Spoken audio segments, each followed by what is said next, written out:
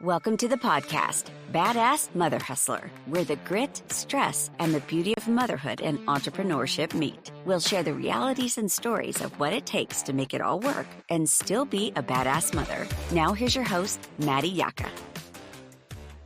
What is up, everyone? Welcome to another episode of Badass Mother Hustler.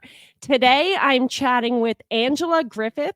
She's a badass mother hustler to a 9-year-old, and she has over 100,000 followers on TikTok, and her handle is the Christian Sexpert. So welcome to the podcast. Goodness gracious. I mute it, and then I forget to unmute it every time. Well, thank you for having me anyway, and thanks for letting me talk. Yes, I'm so excited to chat some more with you. We had talked previously for like 10 minutes, and it was a fun conversation, and I thought, you know what? You would be a lot of fun to chat with on the podcast. I am fun, thanks. Yeah. So can you tell everyone a little bit about your family and you and what your hobbies are and what you guys like to do? Yes. So I have been married to my husband for over 20 years. I homeschool our 9-year-old. Everybody in this house has a spicy brain. So my hobbies include staring at the wall in silence to decompress. That's a big one. But actually, I enjoy theater and reading, baking, hobbies. Having time alone with my husband, out doing things. We are big nerds, so we love board gaming. We have a whole wall of board games. That's a shared common interest. That's so cool. So I'm a realtor, and last year I helped a couple that loved board gaming as well. And they wanted like a game room was important to them in their house. So what is your favorite board game to play? Oh gosh. There's a laundry list, but one of my current top favorites is called New York Zoo. And it is, if you like Tetris, you'll probably like New York Zoo. Is a good way to describe it.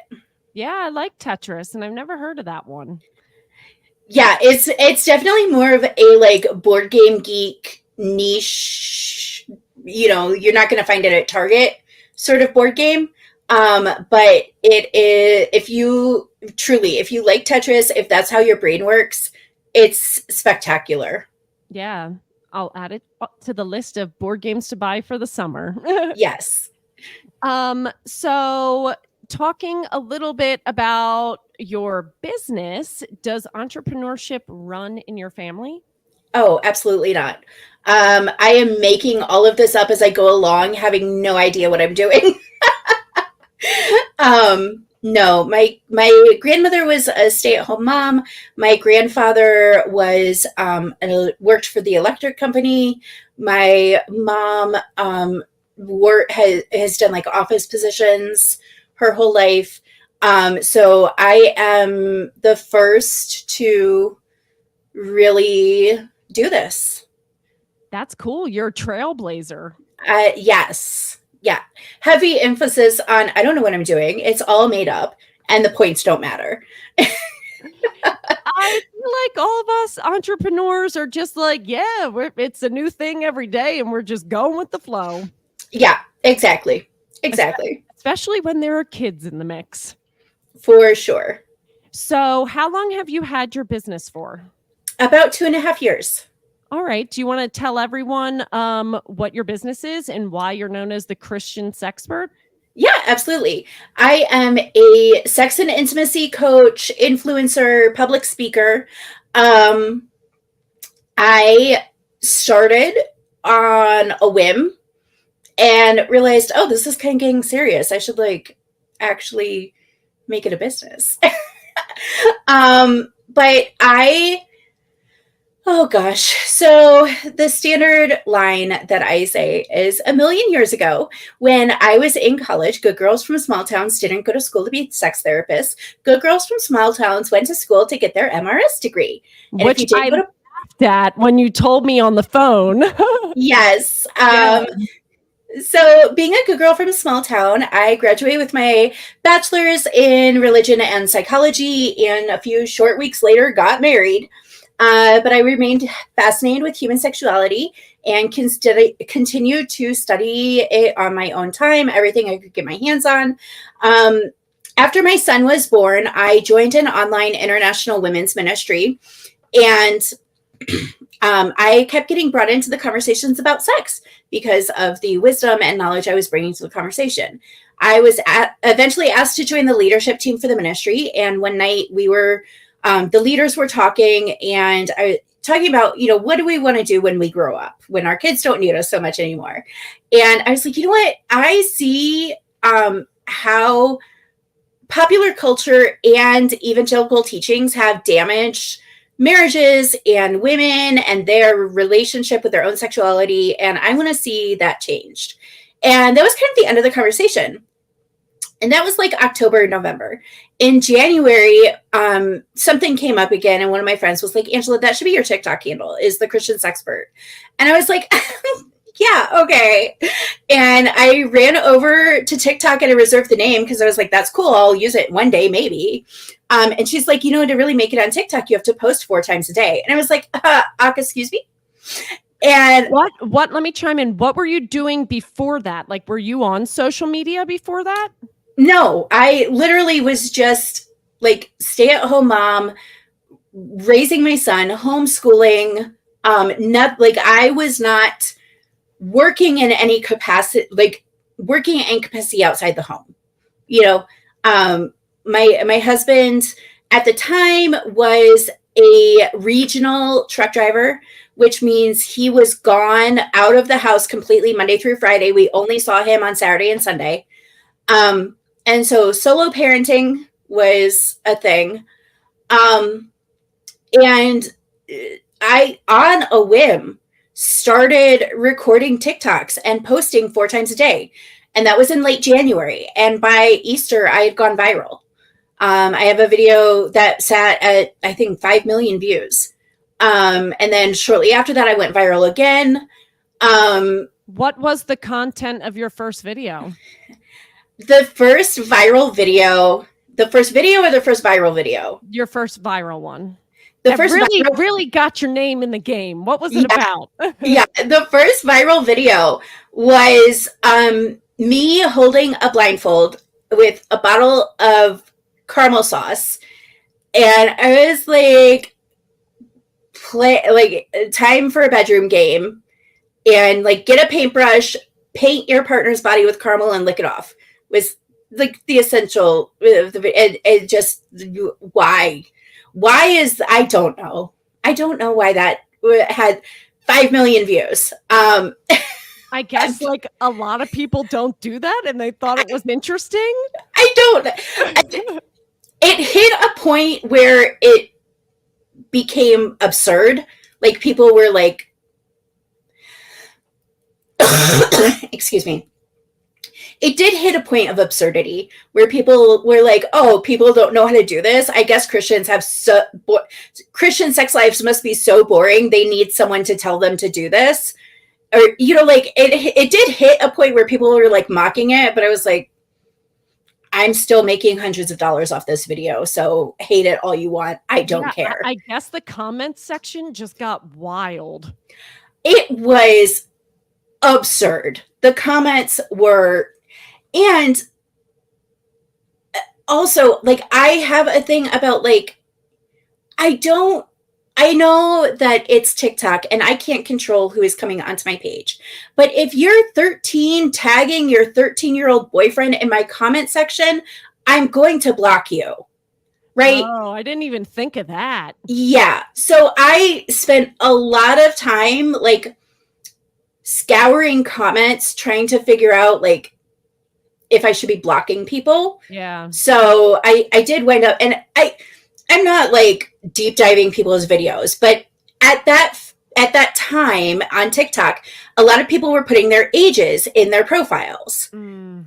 And so it would be San Francisco, 14, female, the old AOL days. And so if it looked if I was suspected, I wasn't checking every comment or whatever, but also like you can tell, like sometimes you can really tell when it's a teenager commenting something. So I was going in and blocking by the hundreds all of these commenters. That is just so much work. Do you still do that now? If I suspect someone is a teenager commenting in my comments, I will go and block them. Yeah. But I also haven't, the TikTok algorithm has changed to actually suppress my content. So Why? I'm not, because I talk about sex. Because I taught, yeah. So it has to do with how TikTok changed its algorithm in response to all of the congressional investigations. Because one of the accusations against TikTok was that they were not doing enough to protect children. And so TikTok now deprioritizes anything of mature content. So my views, I'm lucky if I get a couple thousand on TikTok at this point. My other socials are still consistently taking off. But I don't get a lot. I'm not attracting as many teenagers on TikTok now because of the way they have deprioritized mature content, and the algorithm changed to not prioritize my content being shown to teenagers. Yeah. So I'm not but I do, if I suspect there's a teenager in my comments, I am still like just clicking, like if you have your age in your profile or your like first video is you cheering at a football game, I'm still going to block you. Yeah. I'm not investing time like I had to with that first viral video. Yeah, that's wild. All right, so let's go back a little bit. And it was about 2 years ago, you did your first video. It wasn't a business. So when did you decide that like, oh my goodness, I can make money off of this and I'm gonna turn this into a business? Pretty early on, within the first couple of months, I was like, I have a great idea for a digital product. And so I started working on that, and the ADHD took over, and that actually took me about 6 months to get that finished up and published. Because at the time I didn't like have the ADHD diagnosis and wasn't medicated, and the ADHD was just raging. As I'm also trying to figure out like, okay, if I'm actually going to do this, how do I do this? Do I have to get an LLC? How do I get an LLC? How do I, like on top of consistently producing content and things like that. So I was, I am still a part of the ministry that launched the Christian Sexpert, and the leadership team for that ministry. We have a midwife who, when TCS launched, she actually lived in an RV with her 6 kids and her husband, traveled the U.S. following home births. So she was, self-employed. Mm-hmm. We have several other coaches of various, one of them is a coach for moms for the angry mom, right? You don't want to be the angry mom anymore. So she does angry mom coaching. So all these people are like part of your business?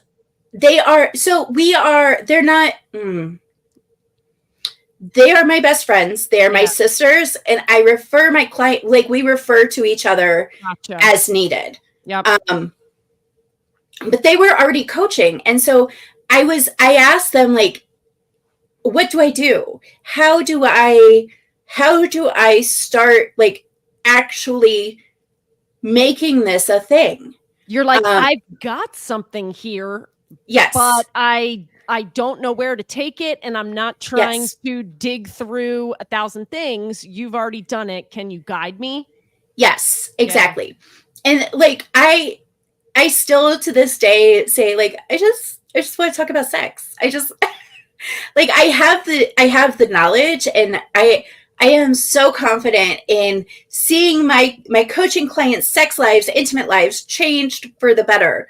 But do I know what sort of legal disclaimer I should have on my website? No. No. I just want to talk about, do I know how to build my website? No. If I create a new digital product that I want to put on my website, have I figured out how to do that? No. But I can talk about sex all day. So many entrepreneurs love the core of their business, but it's all that like boss task stuff that just is a killer and you don't want to do. You're like, I want to do the core of my business, but it's the literal worst. It's the worst. So you homeschool your son, you have your business. What does a typical day look like? There's no typical days. Just go with the flow. Yes. So for our homeschool philosophy is unschooling, which is child-led learning. So we don't try and replicate school at home. We aren't sitting down at the table for table work for hours a day. My son has some extra needs, so getting him to sit at the table to begin with is a joke. So we lean into that chaos, and we do a lot of child-led learning. So if we are at home for a day, we will do kind of a slow wake up in the morning. Neither one of us are morning people. Me neither. He has a list of chores that he gets done before he's allowed to have his breakfast and the iPad for a little bit. And that gives me time to get up and get some coffee and decide if I hate the world or not. And what's the deciding factor on that one? How many disgusting men showed up in my comment section overnight? That is a good call. Yeah. And then we will, after he's done with like his chores and his breakfast, we'll put the iPad away. We'll sit down at the table together, and we have kind of a flow of educational activities where he will do some learning stuff, and I'm just sitting there supporting his. It's not like I have to sit there and teach him. It's more of a side-by-side guidance of him doing the majority of the work and me just kind of body doubling him there, which means I get to sit there and either, edit my TikToks that I'm going to be posting for the day, or responding to emails or comments or whatever. And then he will do a little bit of schoolwork on my laptop while I'm still in the kitchen, like doing the dishes or, deep cleaning the fridge or something. And I'm still right there as he's doing his schoolwork. And then we might do lunch, and I might do some reading to him over lunch, or I might be done interacting with him and need a break. So I might go close myself in my office for a little bit. Just depends on the day and how the educational stuff went. And then usually in the afternoon, we will do I'll have him help me with cleaning, or we'll play some board games or something together. Or if I have a coaching client or a podcast recording, he gets screen time while I do some work. And then in the evening, three days a week, he's got karate. During the traditional school year, he has trail life one night a week. So, and my husband has a very chaotic schedule. So some days he works 2 days a week, some days he works 5, and we never know until the afternoon before whether he's going to be working the next day. Is he still trucking? He is, but his job is amazing right now because he's salary. So as long as he's available for dispatch Monday through Friday, he gets his regular salary. But that means there are literally some weeks he only works 2 days. And those days could be 14 hours or they could be 3 hours. And we'll never know until the day before But that means, like, this week he was off Monday and Tuesday. Monday, he and I spent the day together because my son was at day camp. Yesterday, Tuesday, he went to our local amusement park for part of the morning. He came home. We played board games all afternoon until it was time to pick up our son. Like, it makes it really flexible. And our homeschool lifestyle means that if daddy's off on a Thursday, we can pick up and go to the zoo. We can pick up and go to the amusement park. I love it. That's you awesome. know, we can pick up and drive 2 hours away to go to a different museum or whatever. And your job allows that flexibility too. Absolutely. And with him being off, if, he's off, I get to sleep in and he can fight doing some educational something in the morning. And the two of them can go ride bikes while I take a client call or whatever.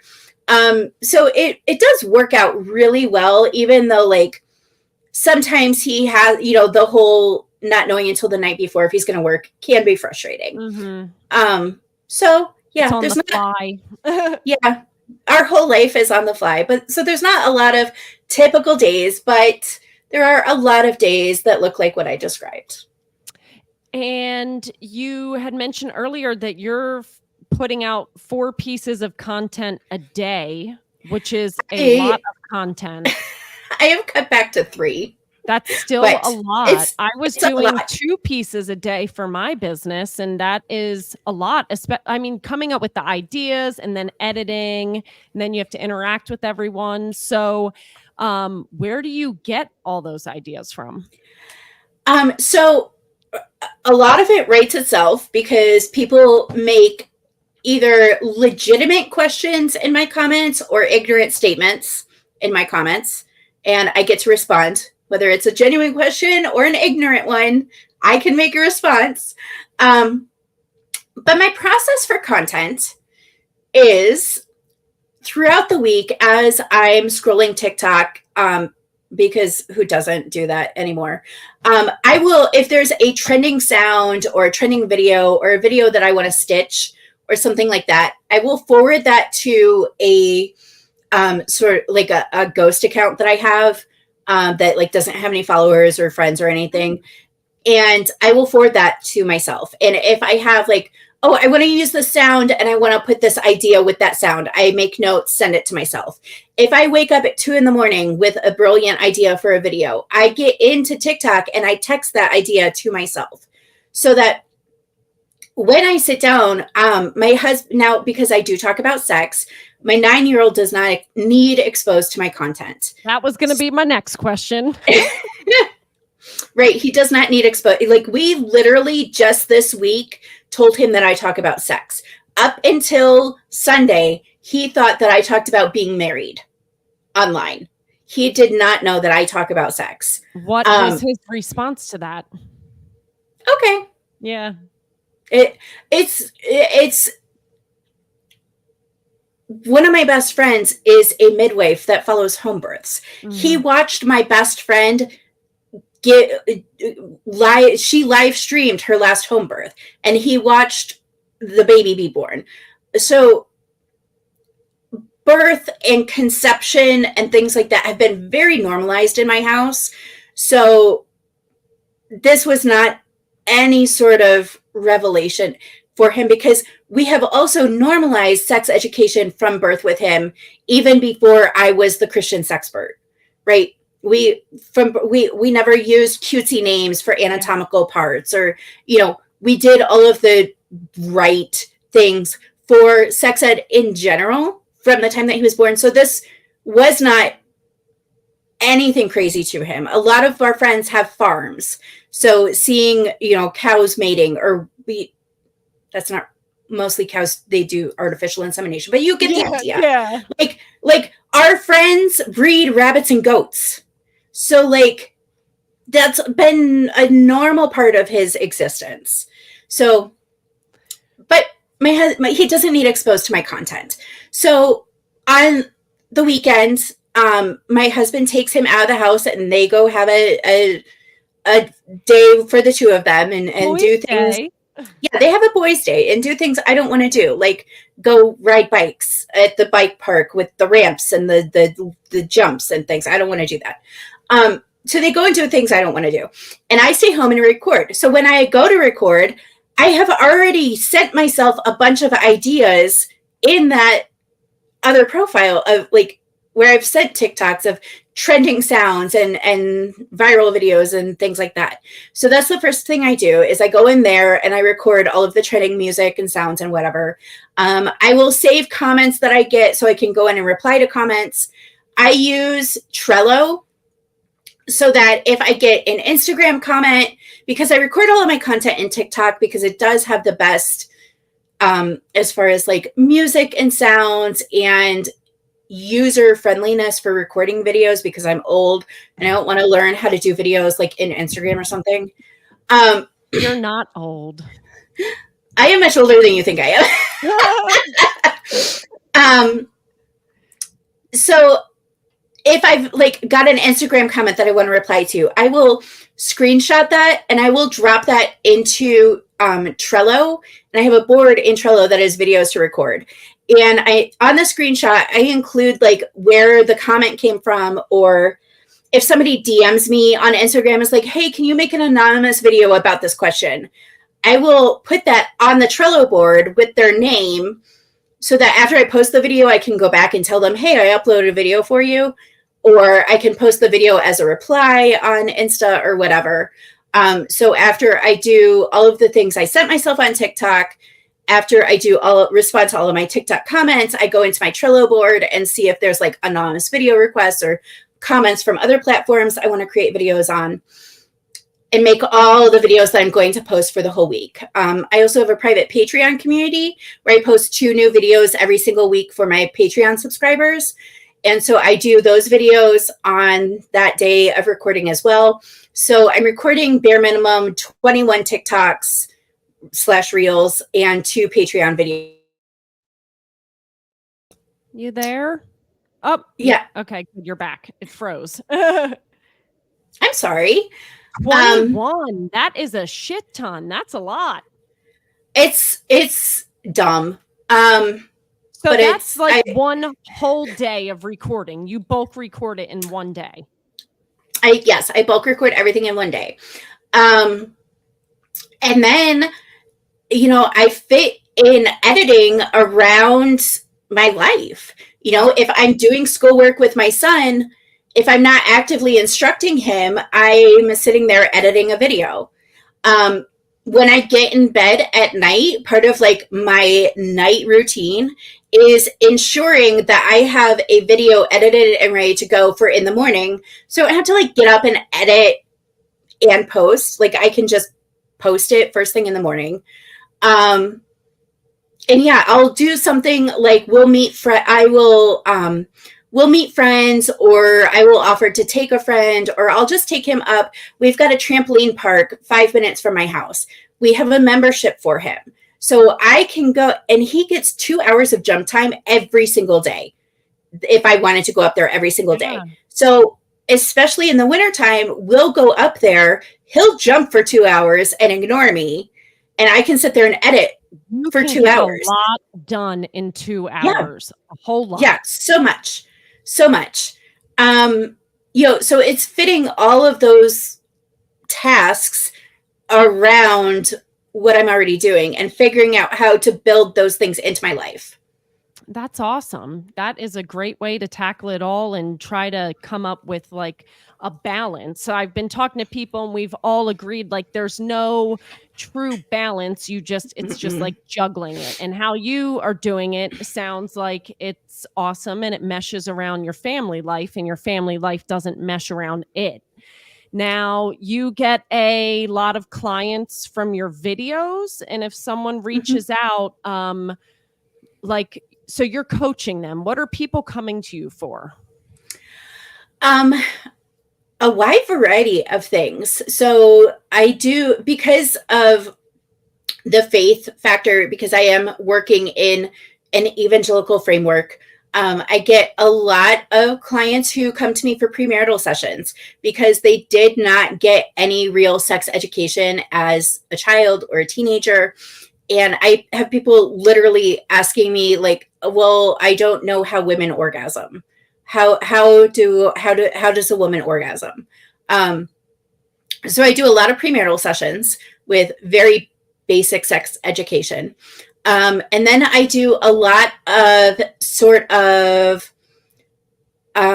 couples that have kids in the early to elementary years where kids have taken over and the marriage has become deprioritized. Yep. And now they're feeling sexually disconnected or frustrated, and they aren't sure how to fix that.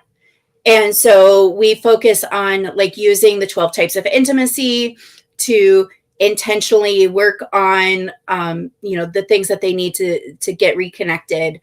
A lot of like getting out of the roommate stage of marriage. And then I have a small set of clients who are experiencing marital coercion in their marriage, and they will come to me to try and figure that out. Do all of these clients or most of these clients come together to you and they're both seeking it, or is it normally one set, like one person that's reaching out, talking to you, and then they're like then bringing it up to their significant other? Usually it is one person initiating the conversation. But I do have more than I would have expected, where it is they are reaching out as a couple saying, we want help together. I always, I guess at this point I shouldn't be surprised, but I am always kind of like, oh, both, okay, cool. More than I would have expected. I am at the age where a lot of my friends have little kids. We're like lower elementary and younger. What is one tip that you could give listeners that are of my age about intimacy with their significant other when they're in the little kid stage that's taking over? So one of the things that I talk about is the 12 types of intimacy and how we need to be intentional about all the different types of intimacy. And when you're in the little kid stage, I find one of the things that is quick to go is recreational intimacy. Recreational intimacy is all about how you have fun together. And so really making a plan for intentionally connecting over something fun. So, I give the example that my husband and I are board gamers. When our son was younger, it was harder to get a board game to the table because like there's all the setup and everything. But what was easy was to pull out a deck of cards and play a couple hands of rummy. And that is still recreational intimacy.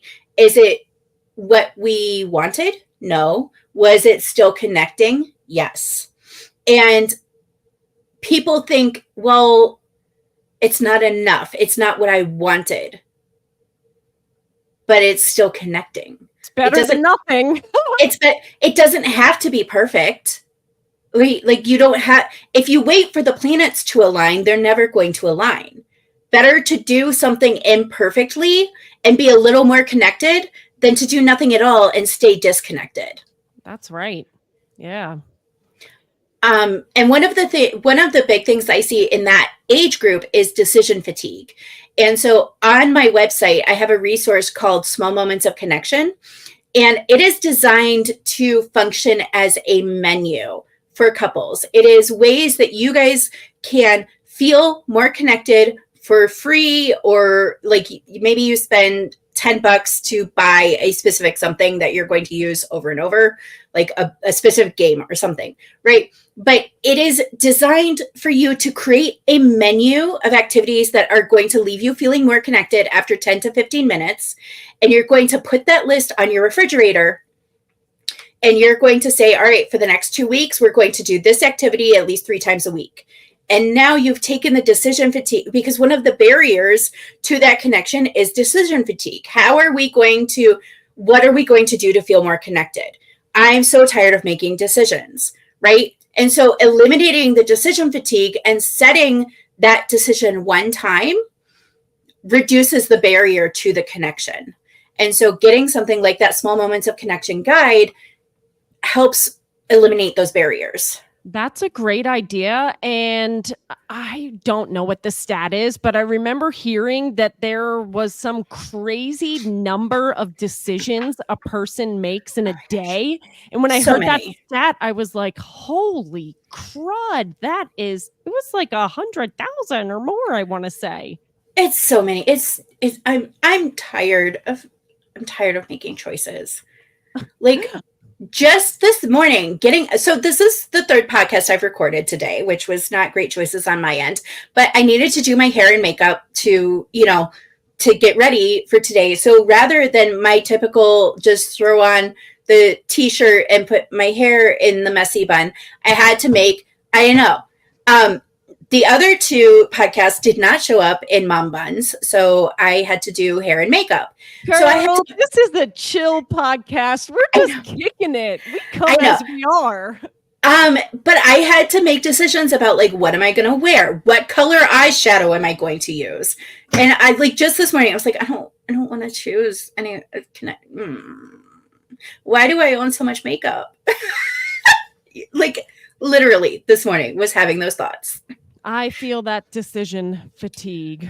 So my last question before we switch to our rapid fire 5 and 5 is, as entrepreneur moms, we experience motherhood a little bit differently than 9-to-5 moms or strictly stay-at-home moms that don't work. What do you think the beauty is of being an entrepreneur mom? I am teaching my son that he doesn't have to grow up and follow a traditional path. I despaired a lot when my son was younger because he has some extra needs. And this child is not a traditional child. And, part of the reason we homeschool is because he would be that kid in a classroom setting. He would be that kid. And so I kind of despaired when he was younger because I was like, what's going to happen when he's older? How is he going to function in life as an adult? And I love that even if my son doesn't understand the whole of what I'm doing, he understands that mommy owns a business. He understands that my business fits around my life instead of my life around my business. He understands that I don't have to kill myself working to and never see the family. He understands that there's more choices than just the traditional employment that we would normally see modeled. And I love knowing that he knows that he has those options. It's a double-edged sword, though, because it's hard to make the 9-year-old understand why he can't also start a YouTube channel. Yeah. So I love all of those things you said. And that's why it's been so amazing talking to entrepreneur moms, because we want to not take the beaten path. We're making our own path, and we're showing our kids that you don't have to follow the path and you can be successful on a path that you create yourself. Yes, absolutely. Yeah. All right. I can't believe that we've been chatting for 40 minutes already. So we're going to switch on over to our rapid fire 5 and 5. What does your ideal chill day look like? Laying in bed reading. Yes. No editing, no emails, no DMs, no comments. Not even having to post a social media post. Just my bed and some coffee and a book. I love that. And I am putting this out there because coffee comes up in every episode. Okay, coffee shop owners, who wants to sponsor with some coffee? So that way we can all just chug it and chat. So I'm also a reader. What are you currently reading or listening to? I am speaking at the Woman Involved conference hosted by Sarah Jakes Roberts in September. And so I am reading her current book, Power Moves. Even if you are not a person of faith, this book is blowing my mind.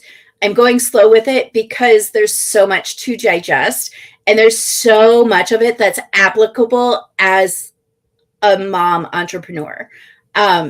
So highly recommend that. And then what I am listening to for pleasure, because I have ADHD and I need an audiobook in order to do my dishes or laundry or anything, is The Poisoner's Ring by Kelly Armstrong.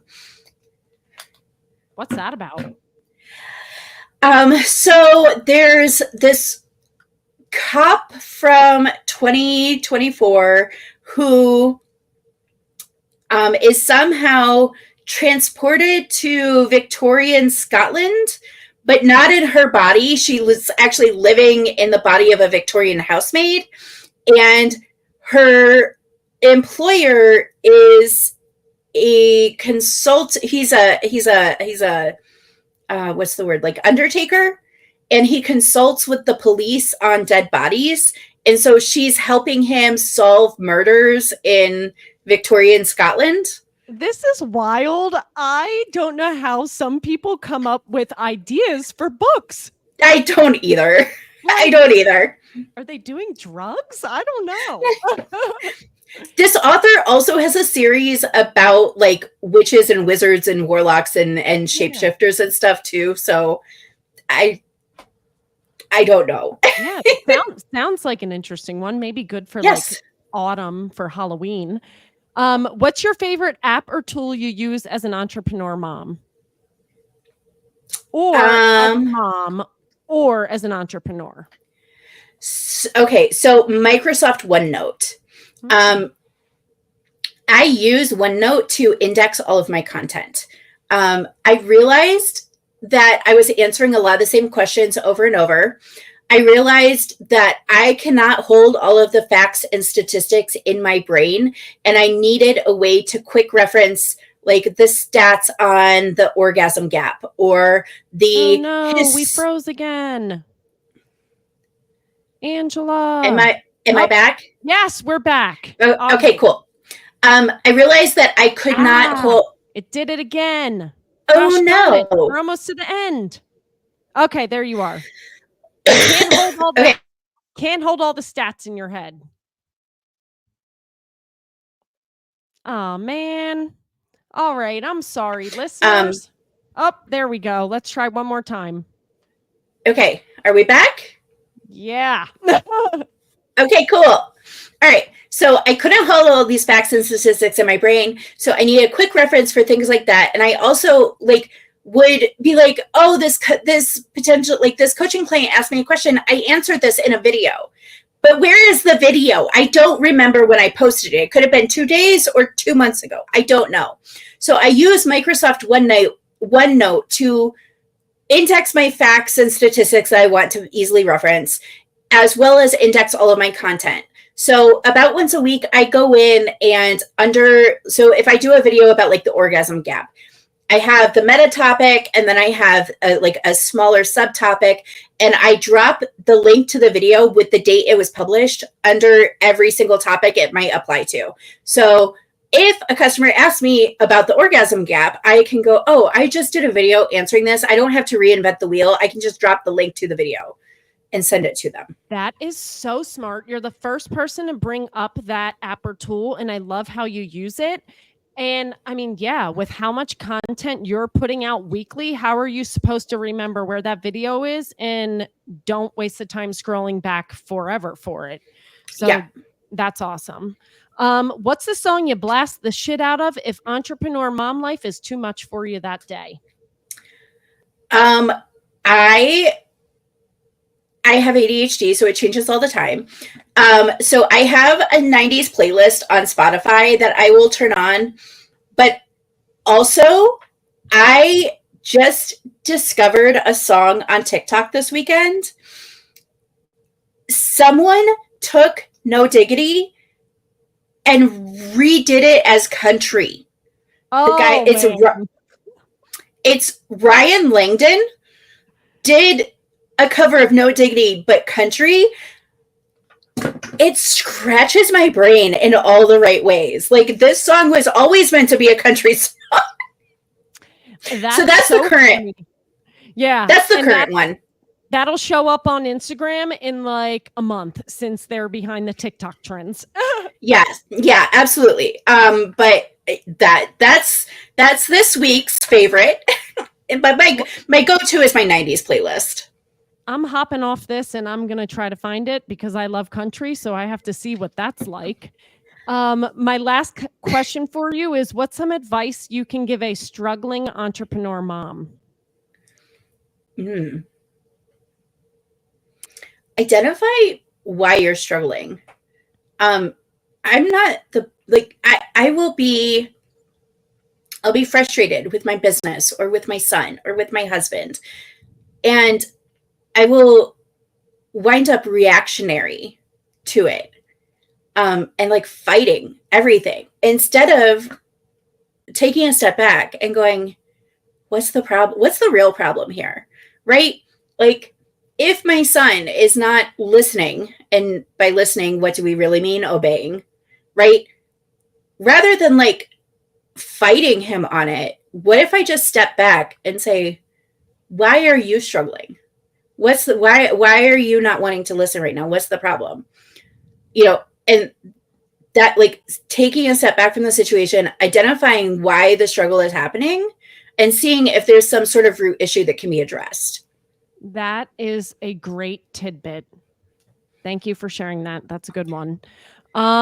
So we are done. It was fast. You gave us some great nuggets. It was great to chat. And if someone wanted to reach out to you with questions or,